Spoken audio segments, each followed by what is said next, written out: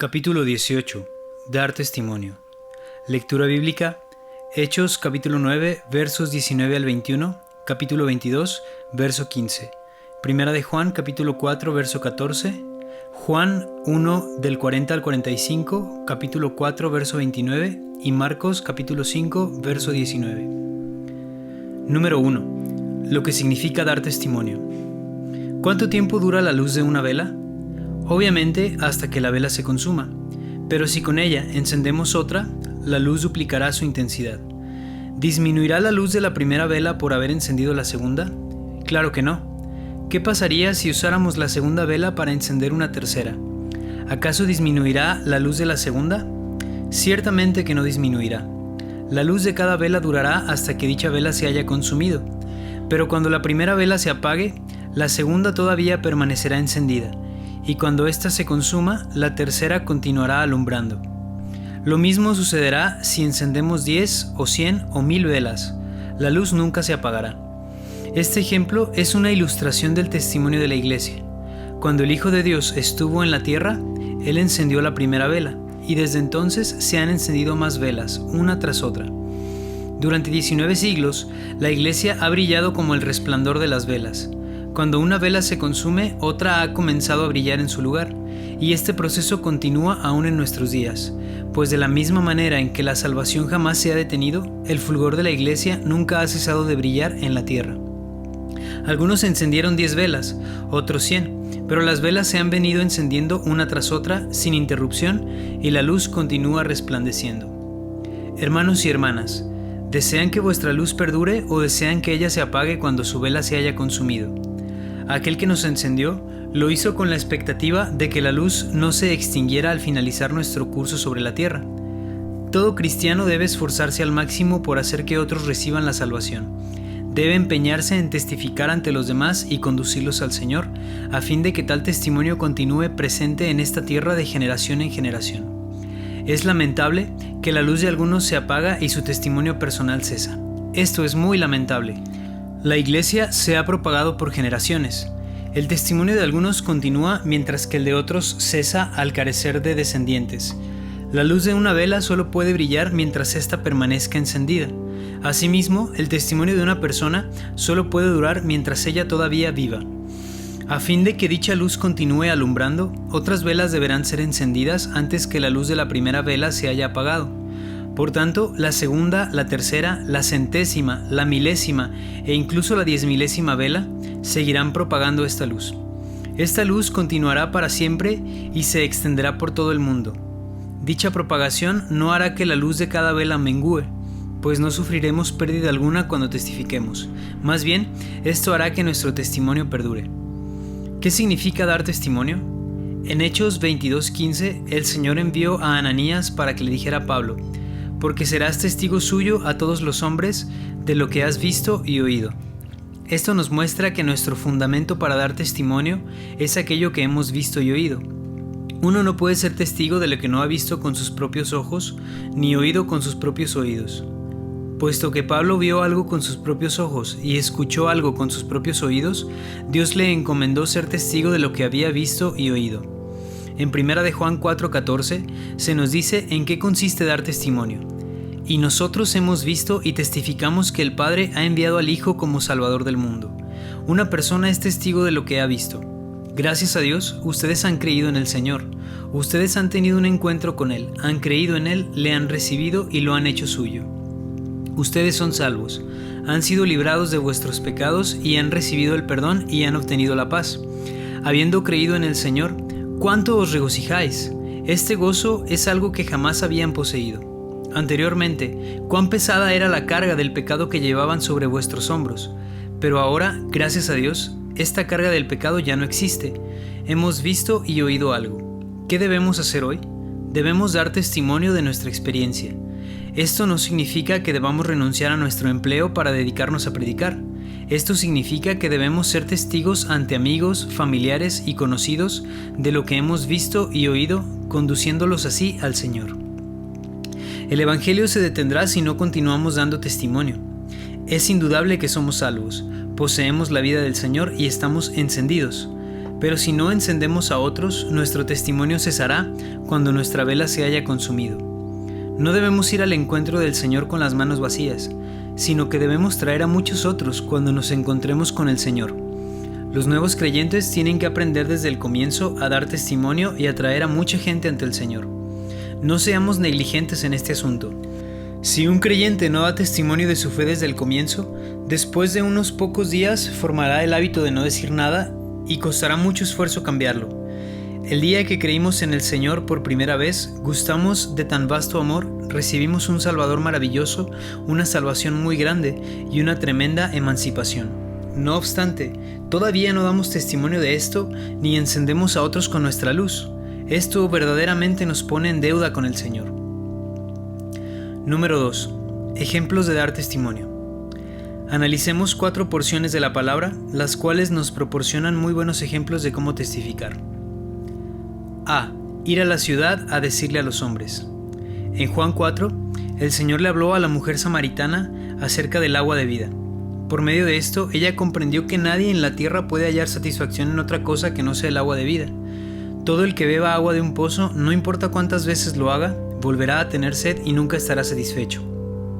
Únicamente al beber del agua que el Señor nos da podremos saciar nuestra sed, pues en nuestro interior brotará una fuente que habrá de saciarnos continuamente. Solamente este gozo interno puede satisfacernos de verdad. La mujer samaritana se había casado 5 veces. Ella se casó con uno y otro hombre, cambió maridos 5 veces, aún así ella no estaba satisfecha.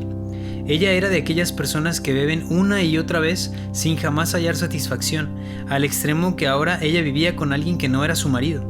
Indudablemente, ella era una persona que no había hallado satisfacción, pero el Señor era poseedor del agua de vida, que la podía satisfacer. Cuando el Señor le declaró quién era, ella lo recibió. Luego ella abandonó su cántaro y corrió a la ciudad diciendo: «Venid, ved a un hombre que me ha dicho todo cuanto he hecho. ¿No será este el Cristo?». Verso 29. Su primera reacción fue dar testimonio. ¿De qué dio testimonio? De Cristo. Quizás en la ciudad todos sabían acerca de ella, pero probablemente no conocían muchas de las cosas que ella había hecho. Sin embargo, el Señor le dijo todo cuanto ella había hecho. Esta mujer inmediatamente dio testimonio diciendo: ¿No será este el Cristo? En cuanto ella vio al Señor, abrió sus labios para instar a los demás a constatar si esta persona era el Cristo, y como resultado de sus palabras, muchos creyeron en el Señor. Todo cristiano tiene la obligación de ser un testigo y dar a conocer al Señor a los demás. El Señor ha salvado a una persona tan pecadora como yo. Si Él no es el Cristo, ¿quién más podría ser? Si Él no es el Hijo de Dios, ¿quién más podría ser? Tengo la obligación de proclamar esto. Tengo que abrir mis labios y dar testimonio. Aunque tal vez no sepa cómo dar un sermón, ciertamente sé que Él es el Cristo, el Hijo de Dios, el Salvador designado por Dios. He visto lo que soy, un pecador, y yo sé que el Señor me ha salvado. No puedo explicar lo sucedido conmigo, pero ciertamente puedo instar a los demás a que vengan y comprueben cuán gran cambio se ha operado en mí. Simplemente no sé cómo sucedió, pero el hecho es que antes yo me consideraba una persona muy buena y ahora reconozco que soy un pecador. El Señor me ha mostrado mis pecados, cosas que yo no pensaba que eran pecado. Y ahora sé qué clase de persona soy. En el pasado cometí muchos pecados acerca de los cuales nadie se enteró y de los que ni yo misma me daba cuenta.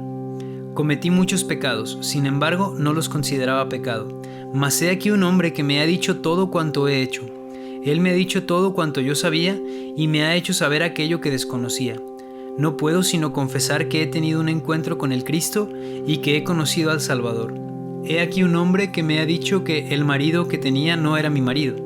Él mismo me dijo, además, que si yo bebía de esta agua, volvería a tener sed y tendría que regresar por más. ¿Cuánta verdad había en sus palabras? Venid y ved. ¿No es acaso Él el Salvador? ¿No es acaso este el Cristo? ¿No es este el único que nos puede salvar? Todos aquellos a quienes les ha sido revelado que son pecadores, ciertamente tienen un testimonio que contar, al igual que todos aquellos que han conocido al Salvador. La mujer samaritana testificó pocas horas después de haber conocido al Señor. Ella no dejó pasar unos años, ni esperó a regresar de una campaña de avivamiento para dar testimonio, sino que testificó en cuanto retornó a la ciudad. Tan pronto una persona es salva, inmediatamente debe contar a los demás lo que ha visto y entendido. No debemos hablar de lo que no sabemos, ni tratemos de comprender un largo discurso, simplemente demos nuestro testimonio. Al testificar, solo necesitamos expresar lo que sentimos. Podemos decir, por ejemplo, antes de creer en el Señor me sentía tan deprimido, pero ahora que he creído en Él me he convertido en una persona feliz. En el pasado me esforzaba por conseguir muchas otras cosas, pero jamás estaba satisfecho. Ahora poseo una dulzura inexplicable dentro de mí. Antes de creer en el Señor no podía dormir bien, pero ahora duermo en paz. La ansiedad y la amargura me consumían, pero ahora, a donde quiera que voy, me acompañan la paz y el gozo. Ciertamente ustedes tienen la capacidad de relatar su propia experiencia a los demás. No tienen que decirles aquello que no están en posición de predicar, ni hablar de aquello que no conocen. No hablen nada que vaya más allá de lo que conocen o que no corresponda a su condición actual, pues ello podría acarrear controversia. Simplemente preséntense como testigos vivos y los demás no tendrán nada que decir. Inciso B. Vaya a los suyos y cuénteles. En Marcos 5, del 1 al 20, se nos narra la historia de un hombre que estaba poseído de demonios. Este es el caso más serio de posesión demoníaca que nos relata la Biblia. Había una legión de demonios dentro de este hombre, quien vivía entre los sepulcros y no podía ser atado ni siquiera con cadenas. Gritaba de día y de noche entre las tumbas y en los montes y se hería con piedras. Cuando el Señor mandó que los demonios salieran de él, estos entraron en una piara de casi 2000 cerdos, los cuales se precipitaron en el mar por un despeñadero y se ahogaron. Después que el hombre endemoniado fue salvo, el Señor le dijo: «Vete a tu casa, a los tuyos, y cuéntales cuánto el Señor ha hecho por ti y cómo ha tenido misericordia de ti». Verso 19. Después que uno es salvo, es el deseo del Señor que uno les cuente a los suyos, a sus familiares, vecinos, amigos y colegas, que ha sido salvo. No solo debemos testificar que creemos en Jesús, sino también cuánto ha hecho Él por nosotros. Él quiere que divulguemos lo que nos aconteció. Así, encenderemos a otros también y la salvación, lejos de llegar a su fin con nosotros, continuará propagándose. Es muy lamentable que muchas almas que pertenecen a familias cristianas se encuentren camino a la condenación. Muchos de nosotros todavía tenemos padres, hijos, parientes o amigos que aún no han oído del Evangelio de Cristo de nuestras bocas. Ellos únicamente tienen acceso a las bendiciones y alegrías de esta era y carecen de esperanza con respecto a la era venidera. ¿Qué impide que les contemos todo lo que el Señor ha hecho por nosotros? Estas personas están al lado nuestro. Si ellos nos pueden oír el Evangelio de nosotros, ¿quién más lo hará? Si hemos de testificar ante nuestros familiares, nuestra conducta con ellos tendrá que cambiar mucho. Deberá ser patente para ellos que desde que creímos en el Señor nuestra vida ha cambiado, pues solo así nos escucharán y solo así les mereceremos confianza. Por ello, tenemos que ser personas más justas, más abnegadas, más caritativas, más diligentes y más gozosas que antes. De otro modo, ellos no creerán nuestras palabras. Además, tenemos que testificar ante ellos el motivo por el cual nosotros hemos cambiado tanto. Inciso C. Proclamarlo en la sinagoga. Hechos 9, 19 al 21 dice: «Y estuvo Saulo por algunos días con los discípulos que estaban en Damasco. Enseguida comenzó a proclamar a Jesús en las sinagogas diciendo que Él era el Hijo de Dios. Y todos los que le oían estaban atónitos y decían: ¿No es este el que asolaba en Jerusalén a los que invocaban este nombre, y a eso vino acá para llevarlos presos ante los principales sacerdotes?» Saulo iba en camino a Damasco con la finalidad de apresar a quienes habían creído en el Señor. Mas en el camino, el Señor le salió al encuentro y le habló. Repentinamente la luz resplandeció. Pablo cayó en tierra y fue cegado, y los hombres que viajaban con él tuvieron que llevarlo de la mano a Damasco, donde estuvo por 3 días ciego y permaneció sin comer ni beber.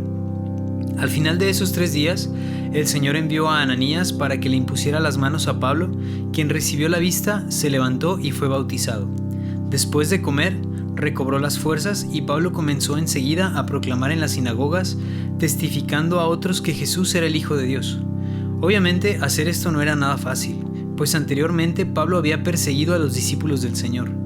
Además, es posible que Pablo fuese una de las 71 personas que componían el Sanedrín judío. Él había recibido cartas del sumo sacerdote e iba por el camino para apresar a los creyentes y llevarlos ante él. ¿Qué debía hacer ahora que había creído en el Señor? Inicialmente, él se había propuesto encarcelar a los que creían en el Señor. Ahora él mismo se hallaba en peligro de ser apresado. Humanamente hablando, él debía escaparse o esconderse, pero en lugar de ello entró en las sinagogas, no solo una, sino muchas, para probarles a los judíos que Jesús es el Hijo de Dios. Esto nos muestra que lo primero que una persona debe hacer después de recibir al Señor es dar testimonio. Después de haber recobrado la vista, Pablo aprovechó la primera oportunidad que tuvo para testificar que Jesús de Nazaret es el Hijo de Dios. Todo el que cree en el Señor Jesús debe hacer lo mismo. Todo el mundo sabe que Jesús existe, pero muchos solo lo conocen como uno más entre millones de hombres. En otras palabras, a Jesús se le considera que es solamente uno entre muchos. Aunque para unos sea un poco más especial que para otros, sigue siendo un nombre común para todos ellos. Pero un día la luz y la revelación divinas iluminaron los ojos de nuestro corazón y descubrimos algo. Descubrimos que este Jesús es el Hijo de Dios. Descubrimos que Dios tiene un Hijo. Jesús es el Hijo de Dios. ¡Qué gran descubrimiento! Descubrimos que entre todos los hombres hay uno que es el Hijo de Dios. Esto es verdaderamente maravilloso. Cuando una persona recibe al Señor Jesús como su Salvador y confiesa que Él es el Hijo de Dios, está dando un paso trascendental y muy importante. No es una experiencia que pueda pasar desapercibida, pues se trata de un momento trascendental para la vida de una persona. Ella habrá descubierto que entre los millones de seres humanos que hay en esta tierra, hay uno que es el Hijo de Dios. Este es un gran descubrimiento, algo tremendo. De entre los billones de personas que han existido a través de la historia, hemos descubierto que Jesús de Nazaret es el Hijo de Dios. Ciertamente se trata de un gran asunto. Si alguno descubriera un ángel entre nosotros, ciertamente nos maravillaríamos. ¿Cuánto más debemos maravillarnos de que alguno encuentre al Hijo de Dios? El Señor es infinitamente superior a los ángeles y no existe término de comparación entre ellos. Los ángeles son muy inferiores a nuestro Señor. He aquí una persona que tenía la misión de encarcelar a todo aquel que creyera en el Señor, pero que después de caer en tierra y levantarse, fue a las sinagogas a proclamar que Jesús es el Hijo de Dios. Una persona así tenía que estar loca, o de lo contrario, debía haber recibido una revelación. Pablo no estaba loco, sino que verdaderamente había recibido una revelación. En realidad, él había encontrado al único entre millones de hombres que es el Hijo de Dios. Al igual que Pablo, ustedes también han conocido a este hombre único, a aquel que es el Hijo de Dios. Si percibimos cuán importante y maravilloso es este descubrimiento, ciertamente testificaremos inmediatamente. He encontrado al Hijo de Dios. Ciertamente proclamaremos con voz alta. Jesús es el Hijo de Dios. ¿Cómo podría alguno permanecer impasible después de haber creído y ser salvo? ¿Cómo actuar como si nada hubiera pasado? Si alguien que cree en el Señor Jesús permanece impasible y considera que este hecho no reviste mayor importancia, ciertamente tendremos que poner en tela de juicio que tal persona haya verdaderamente creído en el Señor. Este es un hecho grandioso, maravilloso, extraordinario, especial y que supera toda imaginación. Jesús de Nazaret es el Hijo de Dios. Este es un hecho de suma importancia. Así pues, no es una exageración que alguien despierte a sus amigos pasada la medianoche solo para contarles que ha hecho un gran descubrimiento. Una cosa maravillosa ha acontecido en el universo. Jesús de Nazaret es el Hijo de Dios. He aquí, pues, un hombre que apenas se había recobrado de su enfermedad. Acababa de recobrar la vista, y lo vemos que inmediatamente corre a las sinagogas a fin de proclamar que Jesús de Nazaret es el Hijo de Dios. Todo creyente que ha visto lo mismo debe ir a las sinagogas y gritar: Jesús de Nazaret es el Hijo de Dios. Cada vez que consideramos que Jesús de Nazaret es el Hijo de Dios, sentimos que este es el más grande descubrimiento en todo el mundo. Ningún descubrimiento puede ser más maravilloso y crucial que este. Qué gran acontecimiento es llegar a saber que este hombre es el Hijo de Dios. De hecho, cuando Pedro le dijo al Señor: Tú eres el Cristo, el Hijo del Dios viviente, el Señor le respondió diciendo: No te le reveló carne ni sangre, sino mi Padre que está en los cielos. Mateo 16, del 16 al 17. Cuando Jesús estuvo encubierto entre nosotros, nadie lo conoció, excepto aquellos que recibieron tal revelación de parte del Padre. Hermanos y hermanas, nunca piensen que nuestra fe es algo insignificante. Debemos darnos cuenta de que nuestra fe es algo maravilloso.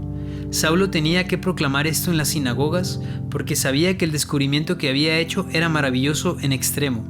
Nosotros también haremos lo mismo si nos damos cuenta de cuán maravilloso es lo que hemos visto. Jesús de Nazaret es el Hijo de Dios. Este es un hecho muy maravilloso y glorioso. Inciso D. Contacto personal.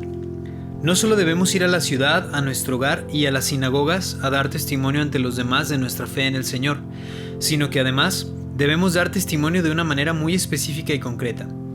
Debemos conducir a otros al Señor por medio de un contacto personal. Tal es el testimonio que vemos en Juan 1 del 40 al 45. Andrés creyó e inmediatamente condujo a su hermano Pedro al Señor. Si bien Pedro manifestó después más dones que Andrés, fue este último quien lo trajo al Señor. Felipe y Natanael eran amigos. Felipe creyó primero y luego llevó a su amigo a recibir al Señor. Andrés llevó a su hermano al Señor y Felipe trajo a su amigo. Estos son ejemplos de cómo podemos conducir a los demás a la salvación por medio de un contacto personal. Hace aproximadamente 100 años hubo un creyente llamado Harvey Page. A pesar de que él no tenía ningún don especial ni sabía cómo llevar el evangelio a las multitudes, el Señor tuvo misericordia de él y le permitió entender que podía llevar por lo menos a una persona al Señor. Él no podía realizar grandes obras, pero sí podía concentrar su atención en una persona. Todo lo que él hacía era decir: yo soy salvo, y usted también necesita ser salvo. Una vez que empezaba a predicarle el evangelio a alguien, no dejaba de interceder por él, ni cejaba en su empeño hasta que éste era salvo. Por haber puesto esto en práctica, cuando llegó el momento de su muerte, él había ganado a más de 100 personas para el Señor. En un país había cierto creyente llamado Todd, quien tenía la habilidad de conducir a las personas a la salvación. Él fue salvo a la edad de 16 años. Mientras visitaba una aldea en un día festivo, se hospedó en casa de una pareja de ancianos. Estos hermanos, obreros de mucha experiencia en la iglesia, lo guiaron al Señor.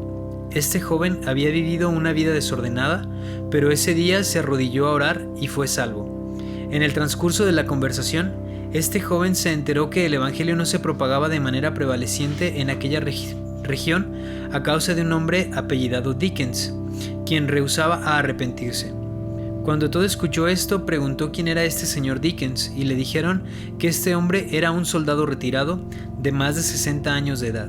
Él tenía una escopeta y había jurado disparar a quien viniera a predicarle el evangelio, porque pensaba que los creyentes eran hipócritas y así los llamaba. Cada vez que se encontraba con uno, respondía de una manera violenta. Ningún creyente se atrevía a predicar el evangelio. No se atrevían ni siquiera a pasar por la calle donde él vivía. Si algún cristiano pasaba por su calle, lo maldecía vehementemente. Al escuchar esto, Todd oró: «Oh Señor, hoy he recibido tu gracia. Me salvaste. Debo ir a testificar de este hecho al señor Dickens». Aún antes de acabar su té, dijo: «Iré». Él acababa de ser salvo. Hacía menos de 2 horas. Sin embargo, deseaba dar testimonio al señor Dickens. La pareja de ancianos le aconsejó diciendo: «No vayas. Muchos de nosotros hemos fracasado. Ha perseguido a algunos con una vara y otros se escaparon corriendo cuando los amenazó con su escopeta. Ha golpeado a muchas personas, mas no lo hemos querido llevar al tribunal por causa de nuestro testimonio.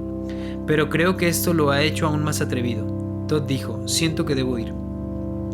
Cuando tocó la puerta del señor Dickens, este salió a recibirlo con un garrote en la mano y le preguntó: «¿Qué desea, joven?». Todd le respondió: «¿Me permite hablar con usted?». El hombre consintió y le permitió entrar a la casa. Una vez adentro, Todd le dijo: «Quiero que reciba al Señor Jesús como su Salvador». El señor Dickens, blandiendo el garrote, dijo: «Supongo que usted es nuevo aquí, así que lo dejaré ir sin golpearlo. ¿No has oído que a nadie le permito mencionar el nombre de Jesús en esta casa? Salga de inmediato». Todd volvió a insistir: «Quiero que usted crea en Jesús». El señor Dickens se puso furioso y subió al 2.º piso a traer su escopeta. Cuando bajó, blandiendo el arma, le gritó: «¡Salga o disparo!». Todd contestó: «Le pido que crea en el Señor Jesús. Si quiere disparar, hágalo, pero antes de que dispare, permítame orar». Inmediatamente se arrodilló ante el señor Dickens y oró: «Oh Dios, este hombre no te conoce. Por favor, sálvalo. Ten misericordia de él. Ten misericordia del señor Dickens». Todd permaneció arrodillado y rehusó levantarse. Continuó orando: «Oh Dios, por favor, ten misericordia del señor Dickens. Por favor, ten misericordia del señor Dickens». Después de orar 5 o 6 veces, escuchó un gemido cerca. Un poco después oyó que el señor Dickens había soltado la escopeta y que luego se había arrodillado junto a él para orar. «Oh Dios, por favor, ten misericordia de mí». En cuestión de minutos, aquel hombre aceptó al Señor, tomó al joven de la mano y dijo: Antes solo había escuchado el Evangelio. Hoy he podido verlo. Más tarde, el joven contaba: la primera vez que vi su rostro era verdaderamente un rostro de pecado. Cada arruga reflejaba el pecado y la maldad. Pero después de recibir al Señor, la luz brillaba en su rostro surcado de arrugas, el cual podía decir: Dios ha sido misericordioso para conmigo. El señor Dickens fue a la iglesia el siguiente domingo y posteriormente llevó a decenas de personas a la salvación. Podemos ver aquí cómo Todd, 2 horas después de haber sido salvo, pudo guiar al Señor a una persona que era considerada un caso imposible. Cuanto más pronto un nuevo creyente testifique, mejor. En lo que se refiere a conducir a otros al Señor, no debemos perder el tiempo. Número 3. La importancia de dar testimonio. Inciso A. Nos da un gran gozo. Los días más felices en la vida de un creyente son el día en que creyó en el Señor y el día en que por primera vez condujo a alguien a Cristo. El primero es un día de inmenso regocijo. Sin embargo, el gozo de conducir a una persona por primera vez al Señor es quizás mayor que el gozo que experimentamos cuando nosotros somos salvos. Muchos cristianos no tienen mucho gozo porque nunca han dado testimonio del Señor ni guiado a alguien al Señor. Inciso B. Debemos aprender a ser sabios. Proverbios 11:30 dice: el que gana almas es sabio. Desde el inicio de nuestra vida cristiana debemos aprender a ganar almas valiéndonos de diversos medios. Esto nos hará útiles para la vida de la iglesia. No estoy hablando de dar mensajes desde el púlpito. Este tipo de predicación jamás podrá reemplazar la labor personal de guiar a los demás al Señor. Es probable que una persona que solo sabe cómo predicar el Evangelio desde una plataforma no sepa cómo conducir a un individuo al Señor. Así pues, no estamos exhortándolos a predicar desde el púlpito, sino a conducir a las personas a su salvación. Muchos tienen la habilidad de predicar, mas no saben conducir a las personas a que sean salvas, y no saben qué hacer cuando las personas acuden a ellos individualmente. Tales personas no son muy útiles. Las personas verdaderamente útiles son aquellas que pueden guiar a las personas a Cristo una por una. Inciso C. Engendrar vida. Ningún árbol brotará a menos que lo haga en virtud de su propio crecimiento. Asimismo, nadie puede tener la vida de Dios sin que Él mismo engendre más vida. Aquellas personas que jamás testifican a los pecadores probablemente necesitan que otros les testifiquen a ellos. Aquellas personas que no manifiestan deseo o interés alguno en llevar a otros al arrepentimiento probablemente necesitan arrepentirse ellas mismas. Y los que permanecen callados cuando debieran dar testimonio del Señor ante los demás, probablemente necesiten escuchar nuevamente la voz del Evangelio de Dios. Nadie puede ser tan avanzado que ya no necesite conducir a otros a que sean salvos. Nadie puede avanzar al nivel en que no necesita dar más testimonio ante los demás. Es necesario que todo nuevo creyente aprenda a dar testimonio a los demás desde el inicio mismo de su vida cristiana. Esto es algo que todos debemos hacer por el resto de nuestros días. Cuando hayamos avanzado un poco en las cosas que atañen a nuestra vida espiritual, es probable que algunos nos digan: ahora debes ser un canal lleno de agua viva. Tienes que llegar a ser uno con el Espíritu Santo a fin de que el agua viva, es decir, el Espíritu Santo, pueda fluir en tu interior. Sin embargo, no debemos olvidarnos que un canal tiene dos extremos. Este canal del Espíritu Santo, este canal de vida, es también un canal con dos extremos. Un extremo debe estar orientado hacia el Espíritu Santo, hacia la vida divina, hacia el Señor, mientras que el otro extremo debe estar dirigido hacia los hombres. El agua viva no podrá fluir si el otro extremo no está abierto hacia los hombres. No hay error más grande que suponer que es suficiente con estar abiertos al Señor para que el agua viva fluya. El agua de vida no fluye por medio de los que solo están abiertos al Señor. Un extremo debe estar abierto al Señor y el otro tiene que estar abierto a los hombres. El agua viva fluirá únicamente cuando los dos extremos estén abiertos. Son muchos los que carecen de poder delante de Dios debido a que el extremo hacia el Señor no está abierto, pero son mucho más los que carecen del poder debido a que el extremo que debe dar testimonio ante los demás y conducirlos a Cristo no está abierto. Inciso D. Experimentar la desdicha de la separación eterna. Hay mucha gente que todavía no ha escuchado el Evangelio porque ustedes todavía no les han dado testimonio. La consecuencia de esto es la separación eterna.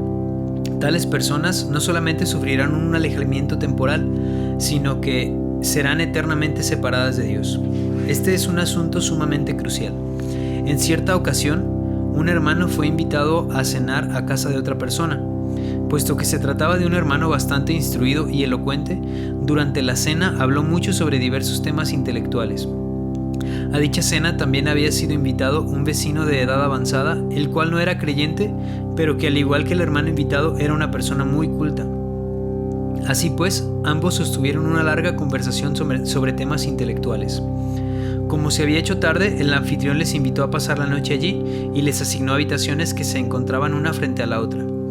No llevaban mucho tiempo en sus habitaciones cuando nuestro hermano escuchó que alguien se desplomaba al piso. Al acudir allí, vio que su amigo yacía muerto en el suelo.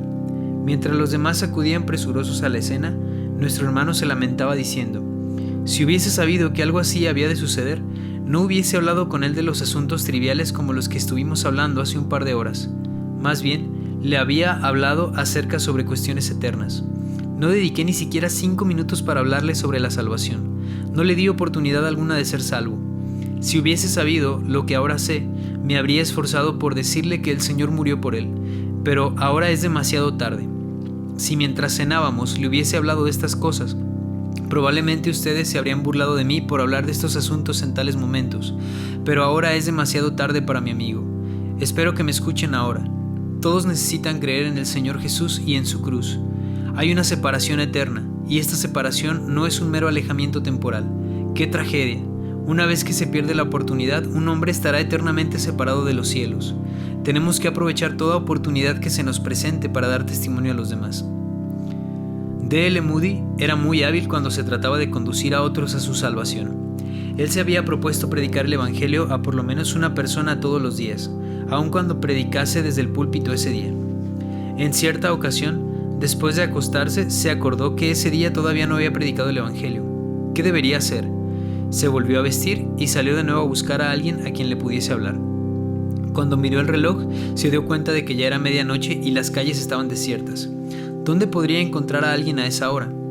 La única persona que encontró con quien hablar fue un policía que se encontraba de servicio. «Usted tiene que creer en el Señor», le dijo.